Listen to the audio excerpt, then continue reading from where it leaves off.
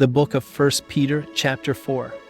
Therefore, since Christ suffered for us in the flesh, arm yourselves also with the same mind. For he who has suffered in the flesh has ceased from sin, that he no longer should live the rest of his time in the flesh for the lusts of men, but for the will of God. For we have spent enough of our past lifetime in doing the will of the Gentiles, when we walked in lewdness, lusts, drunkenness, revelries, drinking parties, and abominable idolatries. In regard to these, they think it strange that you do not run with them in the same flood of dissipation, speaking evil of you. They will give an account to him who is ready to judge the living and the dead. For this reason the gospel was preached also to those who are dead, that they might be judged according to men in the flesh, but live according to God in the Spirit. But the end of all things is at hand, therefore be serious and watchful in your prayers. And above all things have fervent love for one another, for love will cover a multitude of sins. Be hospitable to one another without grumbling.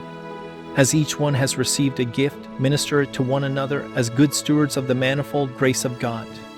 If anyone speaks, let him speak as the oracles of God. If anyone ministers, let him do it as with the ability which God supplies, that in all things God may be glorified through Jesus Christ, to whom belong the glory and the dominion forever and ever. Amen.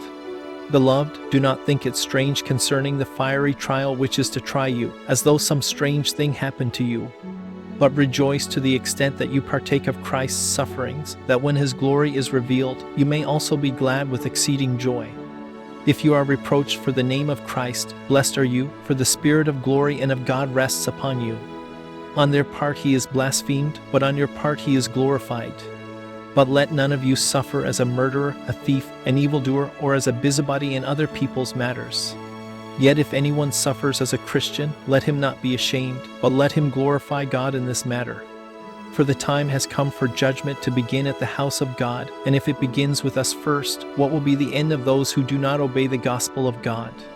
Now, if the righteous one is scarcely saved, where will the ungodly and the sinner appear? Therefore let those who suffer according to the will of God commit their souls to him in doing good, as to a faithful Creator.